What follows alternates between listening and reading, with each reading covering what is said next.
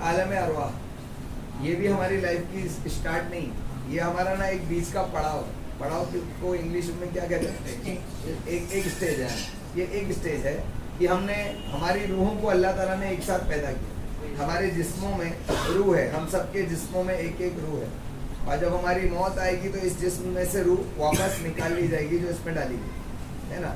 یہ جسم کب بنا, اس دنیا میں بنا, ہماری ماں کے پیٹ میں بنا. یہ ایک دن نہیں تھا, یہ بننا شروع ہوا, ڈیولپ ہوا, وہ ایک پوزیشن پر آیا. اللہ تعالیٰ نے ایک فرشتے کو اس روح کو لے کر بھیجا جو ہماری روح ہے, اس میں ڈال دی. تو ابھی دونوں کا کمبینیشن ایک انسان بن گیا ہے نا. پھر وہ اس دنیا میں آ گیا, اب ہم جی رہے ہیں. تو یہ ہمارا پہلا اسٹیج نہیں, یہ روح پہلے کہیں تھی. ہماری جو روح جو اس میں پڑی ہے یہ پہلے کہیں تھی. اس کو کیا کہتے ہیں, ورلڈ آف سول, یعنی روحوں کی دنیا. تو اللہ تعالیٰ نے ان روحوں کی دنیا, پہلے روحیں نہیں تھیں, جو جب سب سے پہلی مرتبہ روحوں کو بنایا اللہ تعالیٰ نے, تو وہ ساری روحیں ایک ساتھ میں بنائی جو قیامت تک اس دنیا میں پیدا ہو کر مرنے والی. ساری روحوں کو پہلے پیدا, آدم علیہ السلام سے لے کے قیامت تک کا جو آخری بندہ ہے, ان تمام لوگوں کی روح ایک ساتھ بنائی گئی. اس اعتبار سے ہم سب کی جو عمر ہے وہ ایک ہی ہے, ایک ہی. ہماری سب کی روح ایک ہی ساتھ میں بنائی گئی, ٹھیک ہے نا. اب دنیا میں آگے پیچھے آئے, ہمارے والد اس سے پہلے آئے تھے, ان کے ہمارے دادا اس سے پہلے, لکڑ دادا اس سے پہلے, ابھی ہماری اولادیں اس کے بعد آئیں گی, آگے پیچھے. لیکن روح تو آنی ہے سب, لیکن ساری روحوں کی زندگی ایک ہی ہے. تو اب یہ روح کی شروعات وہ تھی اور اینڈ جو ہے موت کے بعد ہے, تو اس لیے اس کو آخرت کہتے ہیں, ٹھیک ہے نا انشاءاللہ. تو آخرت کی زندگی بہتر کرنے کے لیے جو علم آخرت سیکھنا پڑتا ہے, تو علم آخرت کے تعلق سے تھا. پھر اب یہ علم آخرت کس سے سیکھنا چاہیے وہ انہوں نے بتایا. پہلے علم کی فضیلت, پھر بعد میں علم کون سا ہوتا ہے, پھر علم کس سے سیکھنا چاہیے. کس سے سیکھنا چاہیے کہ جو خود علم پر عمل کر رہا ہو. ایسا نہیں ہے کہ آ کر پڑھا رہا ہے, سکھا رہا ہے, لیکن خود وہ عمل نہیں کر رہا. تو ایسے شخص سے سیکھنے میں خطرہ ہے کہ ہم سیکھ بھی لیں گے لیکن اس پر عمل نہیں کر پائیں, کیونکہ ایک انسان کی عادت ہوتی ہے جیسا دیکھتا ہے ویسا کرتا ہے نا. کبھی ایسا ہوتا ہے کہ سامنے والا سکھا رہا ہے لیکن خود عمل نہیں کر رہا, تو ہمارے اندر وہ عمل نہیں آ پائے گا. آپ سوچیں گے اس کو بھی تو معلوم ہے, تو خود سکھا رہا ہے, یہی نہیں کر رہا ہے تو میں کیا کروں. تو یہ ہوتا ہے کہ انسان کسی کو دیکھتا ہے تو عمل کرتا ہے. خواجہ کریم نواز رحمۃ اللہ تعالیٰ علیہ انڈیا میں آئے پہلی مرتبہ, انہوں نے آتے کے ساتھ لوگوں کو سکھانا شروع نہیں کر دیا تھا. ان کا عمل لوگوں نے دیکھا, ارے یہ کون سی چیز ہے. خواجہ کریم نواز رحمۃ اللہ علیہ اس انڈیا میں آئے تو اس کے بعد اپنا نماز پڑھنا, وضو کرنا اور ذکر و اذکار میں لگے رہنا. یہاں کے جو غیر مسلم تھے ان کو دھیان سے دیکھتے تھے, یہ کون شخص ہے, یہ کیا کر رہا ہے, یہ ایسا کیوں کرتا ہے, اور یہ نماز یہ کیا چیز ہے نا. یہ اٹھک بیٹھک ہوتی ہے, کس کے آگے سجدہ کرتا ہے, اس کے آگے تو کچھ نہیں. ہم تو بتوں کے آگے جھکتے ہیں, کوئی گنپتی کے آگے, کوئی شنکر کے آگے, کوئی ہنومان کے آگے, ہے نا. یہ کیا کس چیز کے آگے جھکتا ہے, اس کے سامنے تو کچھ ہے ہی. اور یہ کرامتیں بھی دکھا رہا ہے نا. خواجہ کریم نواز رحمۃ اللہ علیہ نے انا ساگر کو بلایا تو کوزے میں آ گئے, ہے نا. یہ ان کی یعنی کرامت, تو بولے ضرور اس کا خدا ہے وہ سچا ہے, تو دیکھا اور اسلام قبول کر. بڑھتے بڑھتے بڑھتے بڑھتے پورے ہندوستان میں مسلمان پھیل گیا, ہے نا. تو ایک ہوتا ہے عمل کر کے دکھانا, اور ایک شخص ہوتا ہے کہ لاکھ بولتا رہے لیکن خود عمل نہیں کرے گا تو لوگ عمل نہیں کریں گے. تو فرمایا امام غزالی رحمۃ اللہ تعالیٰ علیہ نے, علم اس سے سیکھو جو خود عالم آخرت ہو اور عمل بھی کرتا ہو. پھر اس کے بعد ہم نے عقیدے کے تعلق سے سیکھا. عقیدہ یعنی ابھی علم آخرت سیکھنے سے پہلے ہم کس کے لیے جستجو کر رہے ہیں, رب تبارک تعالیٰ. تو پہلے اللہ کے بارے میں سیکھا, کیا ہے اللہ, کیا ہے اللہ, کیسا ہے نا. پھر اللہ تبارک تعالیٰ کو کیسا ماننا چاہیے. پھر اس کے بعد حضور صلی اللہ تعالیٰ علیہ وسلم کون ہے, اللہ کے پیغمبر, میسنجر, رسول ہیں, نبی ہیں. تو ان کی باتوں کو ہم کو فالو کرنا ہے. اللہ تعالیٰ نے ہم کو دنیا میں اپنی آخرت درست کرنے کے لیے جو راستہ بتانے کے لیے اللہ تعالیٰ نے نبیوں کو بھیجا. اب ہم کو فالو کریں گے اس کا مطلب ہم ان کو مانتے ہیں. جو صرف کہے کہ ہم نبی کو مانتے ہیں لیکن عمل نہیں کرے تو کوئی فائدے کا نہیں, اس کو ماننے والا نہیں کہتے. تو اس طریقے سے ہم نے عقیدے کے تعلق سے سنا. اب عقیدہ درست کرنے کے بعد سب سے پہلا عمل جو آخرت کے لیے ضروری ہے وہ نماز. تو ہم نے نماز کی اہمیت سیکھی. नमाज की अहमियत हमने सीखी तो उसकी एक तो हदीस जो ज़्यादा मशहूर है सुन लेते हैं, इंशाल्लाह काम आएगी इंशाल्लाह, क्योंकि उसका दोहराते रहना, उसका वजीफा करना भी फ़ायदा देता है। हुजूर सल्लल्लाहु ताला अलैहि वसल्लम ने फरमाया, जिसने जानबूझकर एक वक्त की नमाज छोड़ दी उसने कुफ्र किया, यानी उसको आखिरत में कुछ मिलने वाला नहीं है, वो मरने के बाद सीधे जहन्नम में डाल देगा। इतनी खतरनाक चीज़ है, लेकिन हम लोगों ने क्यों की? नमाज छोड़ने वाले मुसलमानों के बीच में ज़िंदगी जी है, इसलिए हम समझते हैं कि नमाज छोड़ने के बाद भी इंसान मुसलमान रहता है, इसलिए हम अपने आप को मुसलमान समझ रहे हैं और ऐसी ज़िंदगी गफलत में गुजार रहे हैं। और शैतान सोचता है कि पूरी ज़िंदगी इसकी ऐसी ही गफलत में निकल जाए, मेरा तो काम हो जाए। और शैतान सोचता है अगर इसको किसी ने बता दिया कि नमाज छोड़ देना कुफ्र है, नमाज छोड़ देने से आखिरत खराब होती है, तो शैतान जो है वो पागल हो जाता है। किसी तरीके से इसको रोकूं कि ये रुके और ऐसी जगह पर ना जाए, ऐसी बात ना सुने कि ये नमाज शुरू कर, है ना। तो हमको लेकिन शैतान को नेगलेक्ट करके हमको हुजूर सल्लल्लाहु अलैहि वसल्लम की बात को फॉलो करना है। अब हमारे ऊपर है कि हम शैतान को फॉलो करते हैं या हुजूर सल्लल्लाहु अलैहि वसल्लम को फॉलो करते हैं। किसको फॉलो करेंगे? नेचुरली हुजूर सल्लल्लाहु अलैहि वसल्लम को फॉलो करना है आपको, कहीं भी हो नमाज मत छोड़ो। फिर दूसरी हदीस क्या है? हुजूर सल्लल्लाहु अलैहि वसल्लम ने फरमाया, जो जानबूझकर एक वक्त अजान सुनकर, माफ करना, जो अजान सुने और नमाज की तैयारी में न लग जाए, ऐसे शख्स का खात्मा ईमान पर होना मुश्किल है। जो ईमान पर नहीं मरा वो हमेशा के लिए जहन्नम में जाएगा, उसकी आखिरत बर्बाद होगी। अभी हम लोग क्या समझते हैं, नमाज छोड़ रहे हैं ठीक है, गुनाहगार हैं ठीक है, लेकिन मुसलमान हैं, थोड़े दिन जहन्नम में जाएंगे, अजाब भुगतेंगे, सजा भुगतेंगे, फिर जन्नत मिल जाएगी। बहुत सारे मुसलमानों को शैतान ने इसी गलत फहमी में ज़िंदगी गुजरवा है, लेकिन उनको ये हदीसें नहीं पता है कि जो ऐसा करेगा उसका खात्मा ईमान पर होगा ही नहीं। तुम दिखते मुसलमान हो, लेकिन मुसलमान अगर मरे नहीं तो आखिरत में कहाँ से तुमको यानी जहन्नम की अजाब भुगत के जन्नत में जाने मिलेगी? जन्नत में उसी जहन्नमी को डाला जाएगा कि जो ईमान पर मरा होगा लेकिन उसके कुछ गुनाह होंगे, तो वो जहन्नम में अपने अजाब को पूरा करके और फिर जन्नत में जाएगा। लेकिन ईमान पर मरना भी तो ज़रूरी है, तो अगर ईमान पर मरेंगे नहीं तो जन्नत में कैसे जाएंगे, है ना। तो ये नमाजों का छोड़ना और नमाजों की तैयारी न करना, अजान सुनकर भी नमाज का इरादा न करना, ये ईमान पर खात्मा न होने की निशानी। तीसरी हदीस, ये दो हदीस याद रहेगी। पहली क्या थी? जिसने जानबूझकर एक वक्त की नमाज छोड़ी उसने कुफ्र किया। दूसरी हदीस, जो अजान सुने और नमाज की तैयारी में न लग जाए उसका खात्मा ईमान पर होना मुश्किल। तीसरी हदीस, हुजूर अलैहिस्सलाम ने फरमाया, हदीस का मफ़हूम है, जो जानबूझकर एक वक्त की नमाज कज़ा करके पढ़ता है उसको एक नमाज कज़ा करने की वजह से 2,88,000 साल जहन्नम में जलना पड़ेगा। 2,88,000 ईयर्स। और ये दुनिया कितनी है? 50-60 साल की हमारी लाइफ है, तो 50-60 साल जिंदगी नमाज पढ़ना आसान है या 2,88,000 साल जहन्नम में जलना आसान? सोचो, जो शख्स पूरी जिंदगी में हजारों नमाजें जिसने कज़ा की होगी उसको कितने दिन जहन्नम में रहना पड़ेगा? रह सकते हैं? अगर हम जिस घर में रहते हैं, अगर उससे बिल्कुल कमतर, घटिया नहीं बोलना चाहिए लेकिन मैं चलो लफ्ज़ इस्तेमाल करता हूँ ताकि समझ में आए, मान लीजिए हम जिन फैसिलिटीज़ में रह रहे हैं, अगर उससे एकदम बदतर फैसिलिटीज़ वाले घर के अंदर हमको अगर रहने के लिए कहा जाए तो हम नहीं जाते। अगर कहा जाए कि आप 10,000 रुपये भाड़े वाले घर में रह रहे हैं तो आप एक काम करो, आप 4,000 भाड़े वाले पर जाओ तो आपके 6,000 रुपये महीने बचेंगे।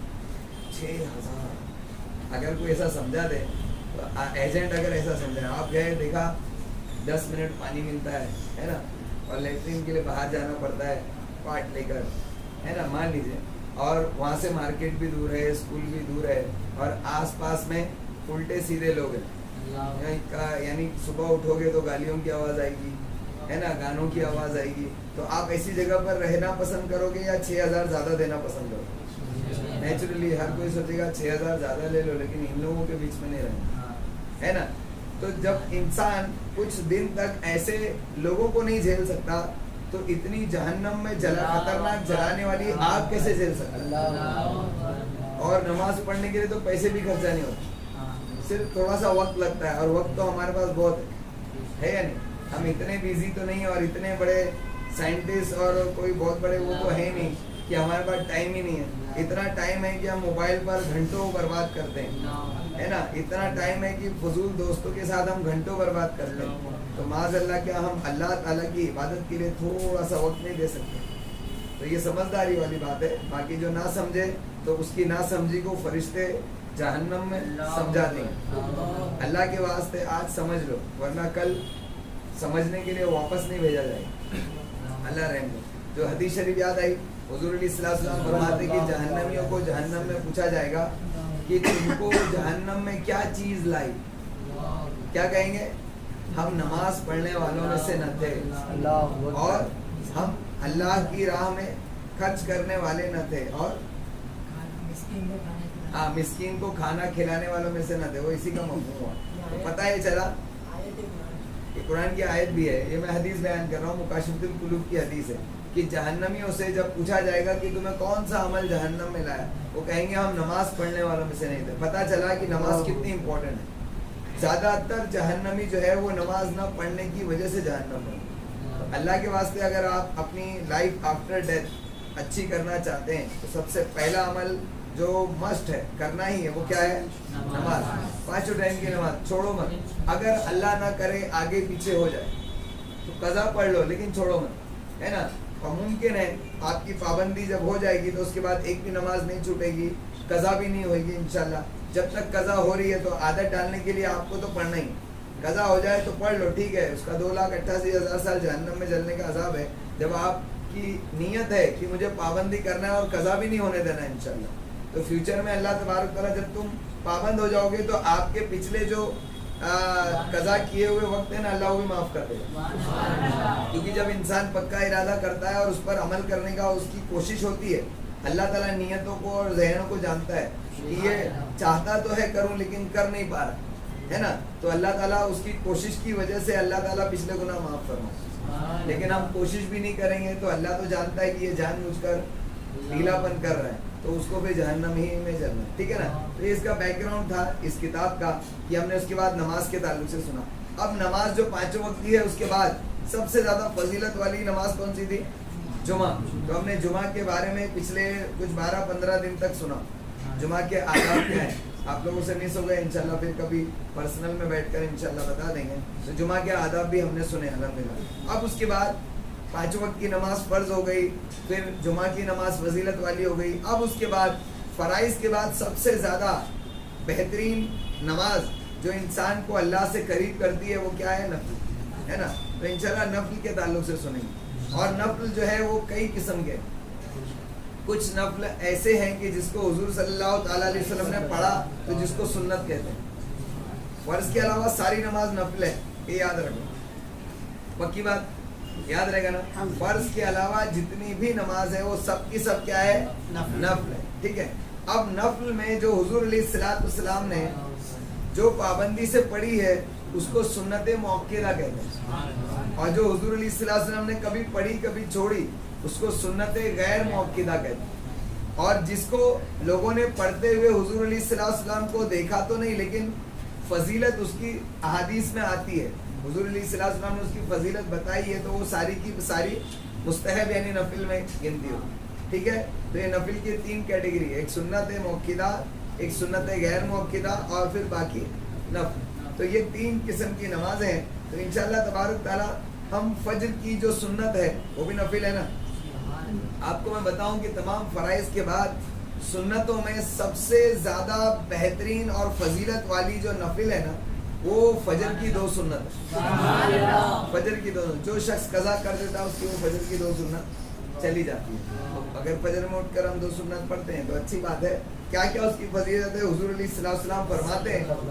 اچھا, فجر کی 2 سنتوں کے تعلق سے کبھی حدیث سنی تھی؟ کس نے سنی تھی وہ ہاتھ اٹھاؤ. فضیلت سنی تھی, تم نے سنی تھی؟ فجر کی جو 2 سنت ہے نا اس کی فضیلت, سرکار علیہ السلام فرماتے ہیں یہ 2 رکعتیں ہیں. فجر کے پہلے کی جو 2 رکعتیں سرکار فرماتے ہیں یہ 2 رکعتیں ہیں. حضور علیہ السلام نے فرمایا صبح کی 2 رکعتیں دنیا اور جو کچھ اس کے اندر ہے یہ سب سے بہتر ہے. فجر کی جو 2 سنت ہے وہ پوری دنیا اور اس کی دنیا کے اندر جو کچھ ہے, کیا ہے دنیا کے اندر؟ سونا, हीरे मोती पेट्रोल सबसे कीमती अभी वही है, तो बोलना पड़ता है ना। जो भी खजाने इसके अंदर सोने जवाहरात है ना, जो भी माल दौलत है, वो सारे के सारे से हुजूर अलैहिस्सलाम फरमाते हैं दुनिया और माफिया सबसे बेहतर वो 2 रकात है। फिर उसके बाद जोहर की सुन्नत है, ये 6 रकातें हैं। 4 सुन्नत हम पहले पढ़ते हैं फजर जोहर से, और 2 सुन्नतें बाद में पढ़ते हैं। सरकार हजरत इमाम गजाली फरमाते हैं कि ये 6 रकातें हैं, 2 रकातें फर्जों के बाद हैं और ये भी सुन्नत मौक़िदा हैं, और 4 रकातें पहले हैं, ये भी सुन्नत मौक़िदा हैं, लेकिन 2 के मुकाबले में कम दर्जा है। यानी जो बाद में जो 2 सुन्नत है ना, उसके मुकाबले में पहले की 4 सुन्नत कम फजीलत। अब ऐसा बोल सकते हैं, यानी इसको मैंने उल्टा बोल दिया। 4 सुन्नत जो जोहर के पहले की है ना, उसकी फजीलत से ज्यादा फजीलत बाद की 2 रकात, बहुत ज्यादा इसकी फजीलत है। पढ़ना दोनों भी है, लेकिन इस 4 रकात से वो 2 रकात ज्यादा फजीलत वाली है। तो आपको ये 6 रकात पढ़नी है ये सब नफिल, लेकिन हुजूर अलैहिस्सलाम ने इसीलिए इसको पाबंदी से पढ़ा क्योंकि इसकी फजीलत बहुत ज्यादा है। और फजर की 2 सुन्नत भी सरकार ने इसीलिए पढ़ी हमेशा क्योंकि उसकी फजीलत बहुत ज्यादा है। हजरत अबू हुरैरा रज़ी अल्लाह तआला अन्हु नबी करीम सल्लल्लाहु अलैहि वसल्लम से रिवायत करते हैं कि नबी करीम सल्लल्लाहु अलैहि वसल्लम ने फरमाया, जो शख्स ज़वाल शम्स के बाद 4 रकात पढ़े, यानी जोहर का वक्त कब शुरू होता है, ज़वाल शुरू हुआ तो जोहर का वक्त शुरू हो गया। अब 4 फर्ज से पहले जो शख्स 4 सुन्नत पढ़े, उनमें किरत, रुकू और सजदा अच्छी तरह अदा करे जैसा अदा करने का हक है, तो उसके साथ 70,000 फरिश्ते नमाज पढ़ते हैं। वो पढ़ता है, उसके साथ 70,000 फरिश्ते भी नमाज पढ़ते हैं, और वो उसके लिए रात तक बख्शिश की दुआ मांगते हैं। तुमने 4 रकात पढ़ के तुम अपने घर चले गए, बाकी की पूरी ज़ोहर पढ़ के, अब वो 70,000 फरिश्ते जिन्होंने तुम्हारे साथ नमाज पढ़ने की ड्यूटी अल्लाह ताला ने लगाई थी, ये 4 सुन्नत पढ़ रहे ज़ोहर के पहले की, 70,000 फरिश्ते इसके साथ पढ़ो। पूरी दुनिया में कितने मुसलमान पढ़ते हैं, है ना, सबके साथ 70,000 फरिश्ते अल्लाह ताला लगाए। अल्लाह करीम है। एक हम समझते हैं कि मैं पढ़ रहा हूँ, क्या है, हम ऐसा उसको कितना लाइटली लेते हैं, लेकिन ये कोई मामूली बात नहीं है। नमाज पढ़ना कोई मामूली बात नहीं है। 70,000 किसको कहते हैं? अगर आप एक बहुत बड़ा इवेंट मैनेजमेंट करके और लोगों को अगर बुलाएं, दावत दें, तो 70,000 जमा नहीं होता है ना। या आप नियत करके खड़े हो गए, नियत की मैंने 4 रकात नमाज सुन्नत बिफोर जोहर, है ना, वास्ते अल्लाह ताला के मुंह में रखा हुआ की तरफ अल्लाह अकबर, 70,000 फरिश्ते साथ में शुरू हो। तो ये मामूली अगर होता है तो अल्लाह ताला 70,000 फरिश्तों को हम जैसे कमीनों के साथ नहीं लगाते। हम पढ़ रहे हैं तो उसकी इम्पोर्टेंस समझ में आती है ना। तो 70,000 फरिश्ते नमाज पढ़ते हैं। अब हमने भी पढ़ ली, उन्होंने भी पढ़ ली, हम अपने काम पर चले और वो अपने काम पर लग जाते, है ना। वो शाम तक वो तुम्हारे लिए बख्शिश की दुआ कर छोड़ेंगे अब कभी। अच्छा, ये हदीस याद रहेगी ना, याद रखो, क्योंकि ये सेशन जो दर्स होता है ना, वो दर्स का मतलब ही होता है सिखाना, है ना। तो हमको चाहे मदरसा भी दर्स से बना, दर्स देने वाली जगह को मदरसा कहते हैं, ठीक है ना। तो हम ये जो याद रखेंगे, हमेशा कभी जरूरत पड़ी तो हम बताएंगे भी। फजर की 2 रकात की फजीलत क्या है, दुनिया और जो कुछ जिसमें है उन तमाम चीज़ों से बेहतर वो 2 रकात है। और 4 सुन्नत की फजीलत क्या है, जब कोई शख्स पढ़ता है तो 70,000 फरिश्ते उसके साथ पढ़ते हैं, और वो जब पढ़ के चला जाता है, वो 70,000 फरिश्ते शाम तक उसकी मगफिरत की दुआ करते हैं। और हुजूर अलैहिस्सलाम ज़वाल के बाद 4 रकातों को नहीं छोड़ते थे, कभी भी नहीं छोड़ते थे, इसीलिए वो सुन्नत मौक़िदा है। मौक़िदा इसको बोलते हैं कि जो पढ़ना ही है, क्योंकि सरकार ने हमेशा पढ़ा, कभी नहीं छोड़ा। उन्हें निहायत तवील पढ़ते थे, हुजूर अलैहिस्सलाम उसको लेंथी पढ़ते थे, जरा लंबा करके पढ़ते थे, और फरमाते इस वक्त आसमान के दरवाजे खोले जाते हैं। आसमान के दरवाजे खोले जाते हैं। हम सोचेंगे आसमान के दरवाजे खोले जाते तो मुझे तो एंट्री मिलेगी नहीं अभी फिलहाल, तो मैं क्या करूं, लेकिन उससे तुम नहीं जा सकते, लेकिन तुम्हारी दुआएं जा सकती, तुम्हारा जिक्र जा सकता है ना। हम जो है इस जिस्म में कैद है, ये जिस्म है ना पिंजड़ा है, इसमें हमारी रूह जो है वो कैद है। जब तक ये पिंजड़े से हम बाहर नहीं निकलेंगे तो हम आसमानों पर नहीं जा सकते, है ना। लेकिन जो अल्लाह का वली दुनिया को तर्क कर देता है, اللہ تبارک تعالیٰ اس کی روح کو اس جسم سے آزاد کر دیتا ہے، یعنی اس کی روح کو وہ پاور آ جاتا ہے کہ وہ اس جسم میں رہنے کے باوجود بھی عرش پر گھومتی ہے نا. تو فرمایا گیا کہ اس وقت آسمان کے دروازے کھولے جاتے ہیں جب آپ وہ 4 رکعت پڑھتے ہیں. تو سرکار فرماتے ہیں تو میں چاہتا ہوں کہ اس وقت میرا عمل اوپر کو اٹھایا جائے. آسمان کے دروازے کھولے جاتے ہیں تو میرا عمل اٹھایا جائے، اس لیے میں وہ 4 رکعت پڑھتا ہوں کہ یہ 4 رکعت یعنی آسمانوں کے دروازے کھلتے ہی میری ایک عبادت انٹری کرے ہوں انشاءاللہ. اس حدیث کو حضرت ابو ایوب انصاری رضی اللہ تعالیٰ عنہ نے بھی روایت کیا. ابو ایوب انصاری کون پتہ ہے؟ جب مدینہ شریف حضور علیہ السلام پہلی مرتبہ مکہ سے ہجرت کر کے گئے تو حضرت ابو ایوب انصاری رضی اللہ تعالیٰ عنہ کے گھر ہی جا کر رہے تھے، ہے نا. تو وہ کہتے ہیں اور وہ اس میں تنہا ہے، یعنی کہ ان سے ہی صرف روایت ہے. اس بات پر حضرت ام المومنین ام حبیبہ رضی اللہ تعالیٰ عنہ کی روایت بھی دلالت کرتی ہے کہ نبی کریم صلی اللہ علیہ وسلم نے فرمایا جس نے ہر دن فرائض کے علاوہ 12 رکعت پڑھی اس کے لیے جنت میں مکان بنایا جاتا ہے. سبحان اللہ. فجر سے پہلے کی 2، ظہر سے پہلے 4 اور بعد میں 2، کتنی ہو گئی 8. عصر سے پہلے یہاں پر 2 لکھی ہوئی ہے، عصر سے پہلے 2، ایکچولی وہ 4 ہے تو اس میں آپ 4 پڑھیں گے تو کیونکہ وہ 4 غیر موقعہ ہے نا تو اس میں کی 2 شمار ہوگی، اور مغرب کے بعد کی 2. یہ 12 رکعت جو حدیث میں آئی ہے جو شخص پڑھتا ہے تو اللہ تبارک تعالیٰ جنت میں اس کے لیے مکان تیار کرتا ہے. حضرت ابن عمر رضی اللہ تعالیٰ عنہ فرماتے ہیں کہ مجھے نبی کریم صلی اللہ علیہ وسلم سے 10 رکعت کے بارے میں یاد ہے. یہی اختلاف. اب وہ جیسے ایک حدیث میں 12 رکعت آئی ہے، ایک حدیث میں 10 رکعت آئی، تو یہ جو 10 ہے نا اس کے اندر عصر سے پہلے کی 2 رکعت نہیں تو ہو گئی نا، یعنی موقعہ صرف اتنی ہے. ایک فجر کے پہلے کی 2 رکعت موقعہ ہوتی ہے، ظہر کی 6 موقعہ ہوتی ہے، اور ایک عشاء کے مغرب کے بعد کی 2 موقعہ ہے. عشاء کے بعد کی بھی 2 موقعہ ہے لیکن یہ 2 موقعہ ہے. تو کہتے ہیں اس طریقے سے 10 رکعت ہوئی. انہوں نے فجر کی 2 رکعتوں کے علاوہ باقی وہی کچھ ذکر کیا جو حضرت ام حبیبہ نے فرمایا. یہ وہ وقت تھا کہ اس وقت سرکار دو عالم صلی اللہ علیہ وسلم کے پاس کوئی نہ جاتا، لیکن میری ہمشیرہ حضرت حفصہ رضی اللہ تعالیٰ عنہ نے مجھے سے بیان کیا کہ نبی کریم صلی اللہ علیہ وسلم گھر میں 2 رکعتیں پڑھتے پھر مسجد کی طرف تشریف لے جاتے. ایک حدیث میں فرمایا ظہر سے پہلے 2 رکعتیں اور عشاء کے بعد 2 رکعتیں، لہذا ظہر سے پہلے 4 ہے، 2 کی زیادہ تاکید ہوئی ہے، اور اس نماز کا وقت زوال سے شروع ہو جاتا ہے. سمجھنا؟ اس میں جو بھی احادیث کے اختلافات کے ساتھ مختلف رکعتیں بتائی گئی ہیں اس کی طرف ذہن نہ ڈال کے آپ اتنا یاد رکھیں کہ جو موقعہ پڑھائی جاتی ہیں اس کی فضیلت ہے کہ اللہ تعالیٰ ایسے شخص کو جنت میں مکان عطا فرماتا ہے. ٹھیک ہے نا انشاءاللہ. زوال کی پہچان اس طرح ہوگی کہ کوئی شخص سیدھا کھڑا ہو اور اس کا سایہ مشرق کی جانب جھکتے. اب یہ کیونکہ نفل نماز پڑھنا ہے تو وقت بھی برابر پتہ ہونا چاہیے. اب آج کل تو ہمارے پاس ٹائم ہے، گھڑی ہے، تو ہمارے پاس اتنی مشقت اٹھانے کی ضرورت نہیں کہ پہلے کے لوگوں کے پاس گھڑی نہیں تھی، ہے نا. پہلے کے لوگ جو ہے آسمان کو دیکھ کر، پرچھائی کو دیکھ کر، ستارے کو دیکھ کر ٹائم معلوم کرتے تھے. آج ہم میں سے کوئی بھی ایسا نہیں بچا جو سورج یا آسمان کو دیکھ کے ٹائم بتا سکے. ہے کوئی؟ کیونکہ ہم اب اس گھڑی پر ڈیپینڈ ہو گئے.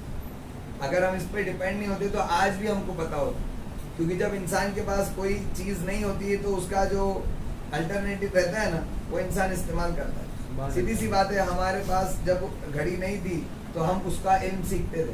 آج گھڑی آ گئی تو ہم کو اس کے علم سیکھنے کی ضرورت نہیں، تو یہ علم سے ہم خالی ہو گئے، ہے نا. اب ہمارے پاس گیم ہے، گیم کھیلتے ہیں، ہے نا، کیونکہ ہمارے پاس اب وہ سب چیز کی ضرورت نہیں، تو اب یہ فضول چیزوں میں ہم لگ گئے. تو وہ جو چیز تھی اس کا سیکھنا بھی مسلمانوں کے لیے ضروری تھا تاکہ وہ وقت جو ہے اس کو سمجھ سکیں. پتہ ہے آپ کو جس زمانے میں گھڑی آ چکی تھی، ابھی گھڑی کو آ کر کتنا ٹائم ہوا؟ انگریز لے کر آئے تھے گھڑی. گاندھی جی کی گھڑی دیکھیے یہاں لٹکی رہتی تھی، دیکھی کتنے لوگوں نے دیکھی؟ گاندھی جی کے پاس اتنی بڑی گھڑی تھی، وہ یہاں ٹانگ کے رکھتے تھے دھوتی میں. سمجھنا؟ انگریز لے کر آئے تھے یہاں گھڑی.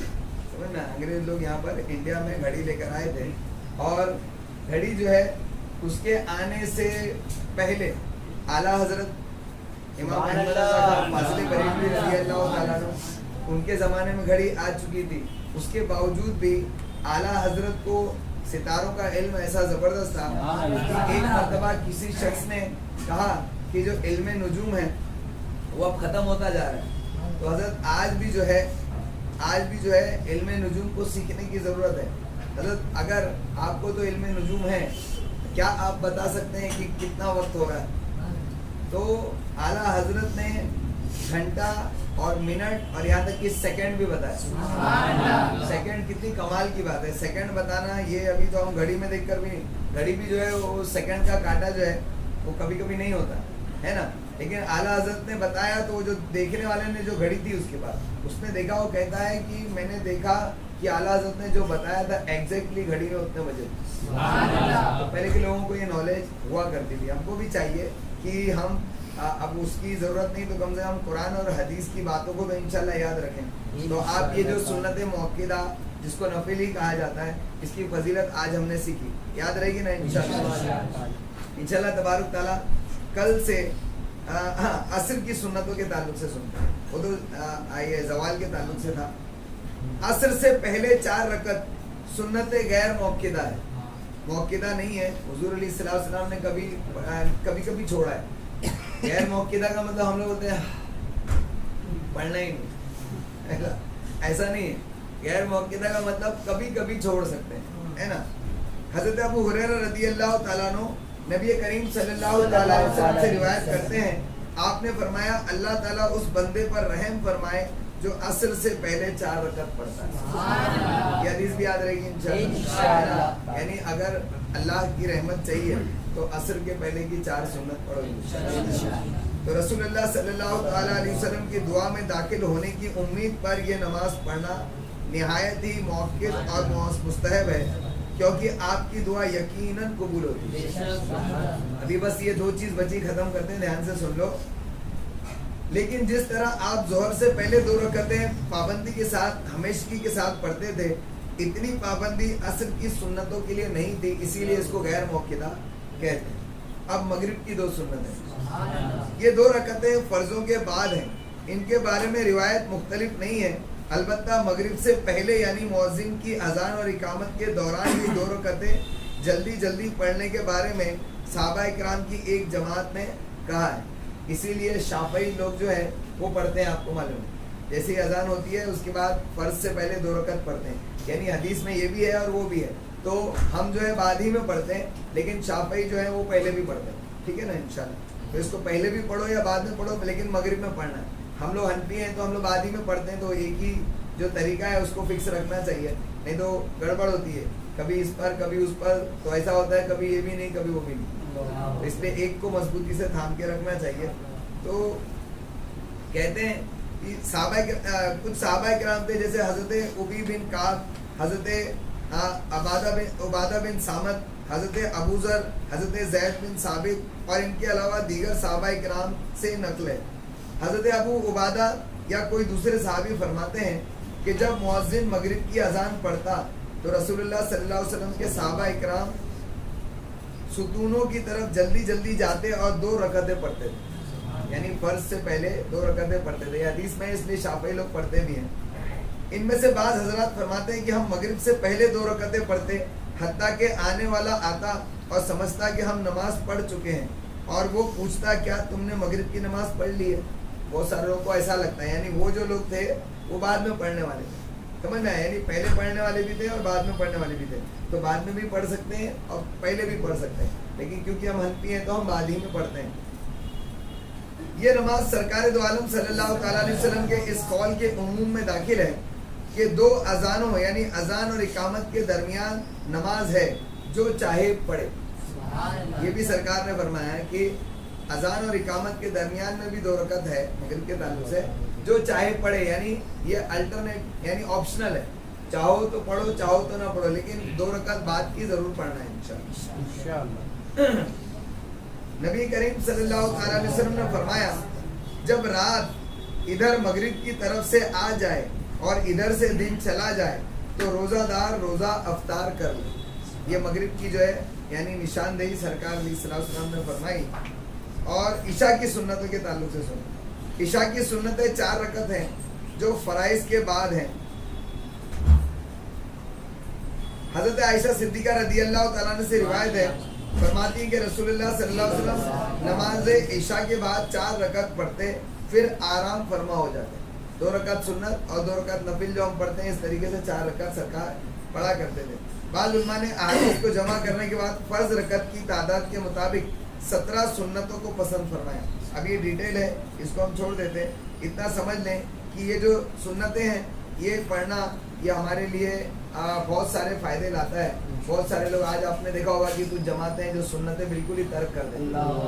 آپ نے عرب میں بھی دیکھا ہوگا کہ عرب میں آج جاؤ تو خالی فرض پڑھ کے چلے جاتے ہے نا. یہ سنتوں کو چھوڑنا حقیقت میں حضور علیہ السلام کے طریقے کو چھوڑنا. اب وہ معاذ اللہ کچھ لوگ اس گستاخی کے ساتھ اگر کہتے ہیں کہ فرض ضروری ہے سنت آپشنل ہے، اگر ایسا کہتا ہے تو وہ حقیقت میں سنت اور حضور صلی اللہ علیہ وسلم کی گستاخی کرتا ہے. تو علماء کرام فرماتے ہیں کہ جس نے سنت کو حقارت کی نظر سے دیکھا، کسی نے سنت کو کمتر جانا، تو ایسے شخص نے کفر کیا. تو اس کا دھیان رکھنا چاہیے کہ تم پڑھو بھی اور اس کا ادب اور احترام بھی کریں گے نا انشاءاللہ. کل انشاءاللہ اس کو پھر سے ریوائز کر کے اور آگے جو ہے نماز عشاء کی جو سنتیں ہیں نا اس کے تعلق سے چند احادیث بھی ہم سنیں گے. اللہ تبارک تعالیٰ سے دعا ہے اللہ تبارک تعالیٰ کہنے سننے سے زیادہ ہم سب کو عمل کرنے کی توفیق عطا فرمائے. میرے مولا حضور صلی اللہ تعالیٰ علیہ وسلم کی نالے مقدس کے صدقے طفیل ہمیں خوب نیکیاں کر کے آخرت کا سامان کرنے کی توفیق عطا فرما. میرے مولا ہمیں دنیا کی محبت ہمارے دلوں سے نکال دے. میرے مولا ہمارے لیے دنیا کو آسان فرما اور آخرت کی تیاری کی توفیق عطا فرما. میرے مولا حضور صلی اللہ تعالیٰ علیہ وسلم کی سنتوں کے مطابق زندگی گزارنے والا بنا. حضور علیہ السلام کی محبت میں زندہ رکھ، انہی کی محبت میں موت عطا فرما. بالخصوص میرے مولا خاص طور سے ہمیں نمازوں کو ان کے وقتوں پر ادا کرنے والا بنا اور اپنے ماں باپ کا فرما بردار بنا. والدین کی فرما برداری کی توفیق عطا فرما. میرے مولا مسلمانوں کے حقوں کو ادا کرنے والا بنا. کسی شخص کو بھی اپنے ذریعے سے تکلیف نہ پہنچانے والا بنا. میرے مولا حضور صلی اللہ تعالیٰ علیہ وسلم کے صدقے میں ہم سب کے صغیرہ اور کبیرہ گناہوں کو معاف فرما. میرے مولا موت سے پہلے توبہ کی توفیق عطا فرما. میرے مولا ہمیں نیک اعمال کی توفیق عطا فرما. برے لوگوں سے دور رہنے کی توفیق عطا فرما. اچھے لوگوں کا ماحول عطا فرما.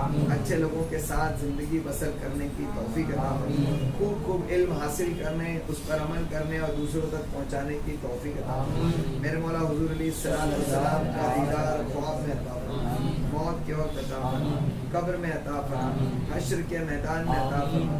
جنت میں حضور علیہ السلام کا ساتھ نصیب فرما. ایمان کے ساتھ مدینے میں موت عطا فرما. جنت البقیع میں قبر عطا فرما. سبحان ربک رب العزت عما یصفون وسلام علی المرسلین والحمد للہ رب العالمین. السلام علیکم ورحمۃ اللہ.